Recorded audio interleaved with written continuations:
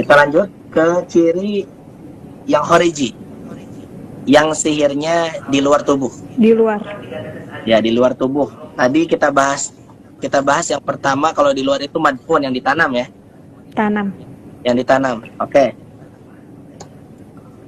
Korban sihir madfun biasanya dia sering mencium bau busuk. Ya, mencium bau busuk ini mirip dengan masmum. Ya, mencium bau busuk, tapi mencium bau busuknya ini kalau sihir tipe ini hanya di tempat itu. Ya, misalnya di rumah, ya di rumahnya.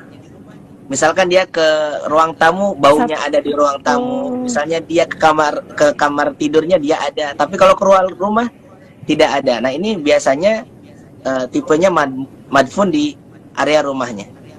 Ya, kalau tidak di dalam, tapi di depan pintu utama untuk masuk ke rumah. Itu biasanya digali itu sama mereka, ditaruh di situ.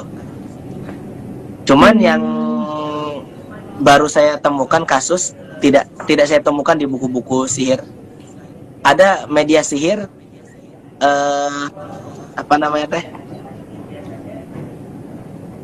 Telur ayam satu tobak. Satu papan. Satu tobak. Ya, satu papan itu.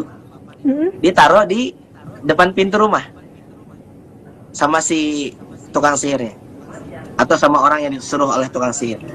Singkat cerita, ini seorang kiai ya. Ada kiai yang punya pondok daerah Sukabumi, meninggal setelah menginjak telur itu. Jadi diketuk rumahnya, dibuka nggak ada orang. Diketuk lagi, dibuka nggak ada orang. Diketuk, dibuka nggak ada orang. Penasaran, keluarlah beliau. Pas keluar, telur-telurnya itu keinjak, meninggal di tempat. Nauzubillahi min dzalik. Ini tipenya bukan madfun lagi ya, bukan yang ditanam. Ini nggak ditanam, dia nyata di atas tanah. Jadi terinjak oleh beliau, qadarullah, meninggal. Ya, semoga Allah tempatkan beliau di surganya. Nah, ini lebih bahaya daripada madfun. Nah, biasanya madfun atau jenis buhul sihir yang di luar namanya marsyus atau yang ditaburkan, itu ditaburkannya di depan pintu rumah atau di jalan yang biasa kita lewati. Makanya tadi saya kasih caranya melacaknya dengan menyusuri rumah atau menyusuri jalan yang suka dilewati dengan sambil membaca Al-Quran. Nah, itu supaya terlacak, begitu ya. Nah, ciri-cirinya selain yang tadi disebutkan, orang yang terkena sihir yang ditanam biasanya merasakan sakit dan kesemutan di separuh badannya. Semisal sakit bagian kiri dari ujung kepala hingga kaki disertai dengan kesemutan atau sebaliknya. Ya, setengah badan. Ini mirip dengan orang yang terkena penyakit ain. Ya, orang kena penyakit ain juga biasanya cirinya begitu. Suka suka kesemutan setengah badan. Selanjutnya, keluar keringat di separuh badan. Nah, kan ini mirip banget ini sama ain. Di selaku peruqyah, bagusnya jangan mudah menjat orang ini kena sihir ini. Bisa jadi dia kena ain, gitu ya. Selaku orang yang mau diruqyah juga, jangan sampai setelah disampaikan ciri-ciri orang yang terkena sihir, dia menyimpulkan duluan gitu kan. Sebelum peruqyah itu menyimpulkan, aduh Pak Ustadz, saya kayaknya kena sihir madfun deh gitu kan. Anda tahu dari mana? Ya, saya menyimak kajian Ustadz, misalkan begitu. Itu mah ngariwah gitu kan. Itu apa ya? Bikin si peruqyah itu bingung dalam diagnosa, sehingga kalau salah diagnosa, salah pengobatan, ujung-ujungnya nggak akan sembuh. Gitu. Jadi jangan mudah menyimpulkan sebelum didiagnosa lebih dalam. Gitu ya. Baik.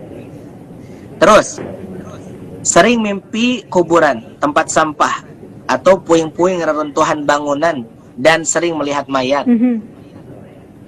Sering mimpi melihat kuil yang besar, tengkorak, atau hewan buas yang menyerangnya. Nah, biasanya kalau di kasus di Indonesia ini, orang yang terkena madfun ini, dia merasa terkurung di satu tempat, biasanya di gua. Terkurung dia. Ini sebetulnya kalau kalau kita berpatokan ke ciri-ciri yang disebutkan para ulama, kalau tanpa didasari dengan ilmu itu bahaya. Bahayanya bukan bahaya yang merugikan ya. Artinya bahayanya ini salah dalam mendiagnosa. Kalau saya misalkan patokan yang tertulis atau kepada ciri-ciri yang saya sebutkan tadi ketika mendiagnosa pasien tanpa didiagnosa lebih dalam, itu nanti bakal salah kaprah. Karena ini mirip banget ciri-cirinya dengan ain atau apa, siruliroti. Siruliroti itu bahasa Indonesianya orang yang terkena jenazah. Ya, orang yang terkena jenazah itu biasanya mimpinya sama begitu. Mimpi terkurung di WC biasanya. Mimpi terkurung di sebuah rumah. Itu biasanya orang yang terkena jenazah juga mengalami. Ini saya sebutkan bukan bermaksud untuk menakut-nakuti atau mengajak untuk menyimpulkan sebuah kasus yang terjadi. Tidak. Ini hanya menjadi wawasan kita aja. Ya, kalau benar alhamdulillah. Kalau belum benar ya namanya juga diagnosa lapangan. Sama-sama gitu, belajar kita. Kita lanjutkan. Tidak suka makan ikan lele secara mendadak. Nah, jadi salah satu pengobatannya adalah dengan makan ikan lele. Cara penyajiannya diawali dari ikan lele tersebut kita rendam dengan air ruqyah. Mau dicampur bumbu enggak masalah, ya. Campur bumbu, direndam dulu pakai air ruqyah, mungkin bisa direndam sekitar setengah jam atau kalau bisa semalaman. Besoknya ketika mau besok paginya baru kita goreng. Misalkan nggak ada waktu atau susah untuk dapat mentahannya, ya beli yang sudah jadi.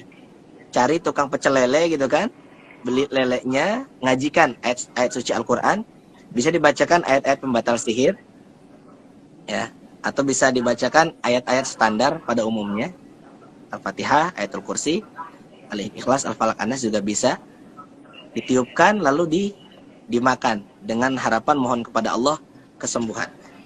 Itu ya. Selanjutnya, tidak mimpi sama sekali setelah diserang sihir jenis ini. Jadi orang ini bisa jadi sering mimpi yang sudah disebutkan atau tidak ada Justru mimpi sama sekali. Justru nggak mimpi sama sekali. Artinya kan di sini sebetulnya ambigu kan. Sebetulnya kalau kita cross check lagi, kok bisa ya beliau menuliskan seperti ini. Artinya ini hanya diagnosa yang mana kita nggak boleh berpatokan hanya kepada diagnosa ini. Nah, kita harus cocokkan, lagi, ya. Kita gali lebih dalam dengan bertanya kepada korban atau pasien yang diruqyah. Kita lanjutkan. Korban ini juga biasanya merasakan sakit kepala di area kepala belakang, area kepala belakang, atau di area kening dan kedua alis. Kening kedua alis. Ini saya lagi di Samarinda, ada pasien yang demikian. Ya, ada pasien yang demikian. Dia sering sakit pusing di kepala di antara alis. Saya tanya sering mimpi apa gitu kan.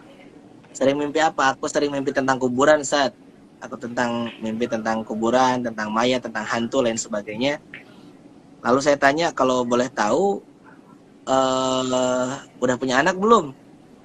Ternyata udah, Ustaz, udah punya anak. Maaf, dulu tali pusarnya, ari-arinya itu ditanam di mana? Saya bilang, ditanamnya pakai adat-adat tertentu enggak? Dikasih semacam lampu gitu kan? Dikasih kelambu kuning, dikasih pulpen, alat tulis, dikasih kendi, aneh-aneh lah. Mainan. Dikasih jarum jahit biar jago menjahit, dikasih buku tulis biar pintar gitu kan? Ayah-ayah wae, itu lucu sebetulnya seperti itu. Padahal ari-ari itu cukup dikubur, karena itu ya bangkai, gitu kan? Jadi cukup dikubur, tidak perlu dirawat seperti itu. Itu bukan kembaran si bayi, itu juga bukan sesuatu yang harus kita muliakan. Itu dikubur seperti biasa. Nah, singkat cerita dia bilang, saya tanya dulu suami Pak Ustadz. Nah, suaminya bilang, kalau dulu memang ditanam itu, ditanam ari-ari si anak beliau itu, tapi pakai semacam kaleng gitu kan. Sebetulnya mau pakai kendi, kaleng apa, nggak masalah sebetulnya, kalau hanya ditanam. Tapi kalau dikasih kendi, ada ketakutan dalam hati kalau nggak dikasih kendi kita bakal kualat, kalau nggak dikasih kendi kita anak kita bakal sakit-sakitan, ini masalah. Tapi kalau sekedar dikasih kendi supaya nggak digarong kucing, supaya nggak bau, ya nggak masalah. Ya. Jadi bukan di kendinya sebetulnya masalahnya, tapi di keyakinan. Tapi kepercayaan tauhid. Kepercayaan kita. Kalau nggak pakai ini kita bakal begini-begini, ini udah nggak boleh dalam agama Islam seperti itu, gitu kan. Nah, singkat cerita, suaminya mengakui, ya beliau menanam lain sebagainya, ya tentunya dengan ketakutan sesuatu tertentu ya. Kalau nggak ditanam dengan cara ini bakal begini. Saya bilang bongkar. Setelah saya bilang bongkar, itu jinnya nyurup gitu kan, merasuki si ibu langsung teriak gitu kan, Pak Ustadz jangan kau ikut campur urusanku, itu rumah aku katanya. Jangan dibongkar, itu rumah aku Pak Ustadz. Aku tinggal di mana kalau itu dibongkar? Ya, saya bilang Anda salah alamat, itu bukan tempat Anda gitu. Itu rumahku kok disediakan. Nah ini mirip-mirip mirip-mirip dengan sihir ya. Jadi itu buhul yang dibuat sendiri, bukan oleh tukang sihir gitu. Oh, bisa seperti itu juga. Jadi, buhul itu banyak Bu Hanidah. Ada buhul sihir, ada buhul domir, ya. Ada buhul nafs. Kalau buhul sihir ya jelas dari tukang sihir. Kalau buhul domir ya kedongkolan hati, kedengkian, hasad hasud, itu dengki itu domir gitu kan. Ada buhul nafas atau buhul yang dibuat sendiri karena kasabnya. Dia membuat buhul sendiri, dia punya jimat, itu buhul juga sebetulnya. Tapi tipenya buhul-buhul dari dirinya sendiri, kesalahan sendiri. Kita lanjut ya. Mungkin saya lompat-lompat, ini agak banyak soalnya kalau saya baca semua. Saya ambil yang penting-penting. Namun terkadang orang yang terkena sihir madfun ini, justru dia mimpi seakan terbang. Seakan terbang. Dan ini salah satu ciri yang kaitannya biasanya selain dia madfun, dia manfuh. Selain ditanam, dia juga ditiupkan buhul sihirnya. Jadi manfuh itu kombinasi antara luar dan dalam. Ya, mau di luar apa di dalam, semuanya buhulnya ditiupkan. Kan ada yang dirajah ya. Dirajah, diwafak, disiram darah haid, dituliskan maaf Al-Qur'an tapi pakai sesuatu yang najis dan lain sebagainya. Ada juga yang tipe sihir tertinggi itu tipe manfuh. Ya, tipe manfuh atau tipe sihir yang buhulnya itu tidak berwujud. Karena dia hanya tiupan. Gitu, ya. Jadi susah kalau dicari. Jadi kalau media sihir tidak ditemukan, jangan berpikiran sihir nggak akan sembuh. Jangan seperti itu. Kita yakin aja sihir sembuh, wong yang nyembuhkan Allah, bukan si buhul itu gitu. Gitu ya.